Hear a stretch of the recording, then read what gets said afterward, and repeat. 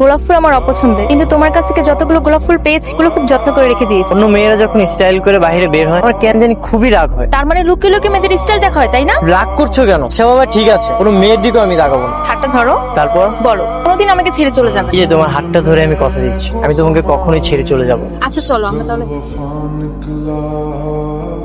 তাহলে বাংলাদেশ আর মাস খানিক মতো বেঁচে থাকবে।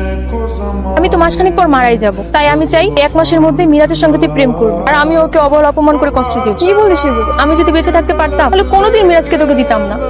তুমি আরো কিনে থাকলে সেটা সহ্য করতে পারবো না মিরাজ। দিন পরে মরাচ্ছে, আমি আজই মরে যাচ্ছি। আমি কখনোই ভাবতে পারিনি আমি আবার কাউকে ভালোবাসতে পারবো। রিয়া সুইসাইড করছে, যে বেঁচে থাক বা মারা যাক তাতে আমার কোনো কিছু যায় আসে। এখন না গেলে শেষ দেখা দেখতে পারবি না। আমি এখন আরোহীকে ভালোবাসি। এক মিরাজ, রিয়া কি জন্য এসব করেছে সবকিছু আমি জানি। শুধু রিপোর্টে বলবেন ওর ক্যান্সার হয়েছে, কিছু মাস বাড়বে। ঠিক আছে, আমি আজকে আপনার সব টাকা পরিশোধ করব। আমার তো এখন ঘৃণা হচ্ছে তোমার সাথে কথা বলতে।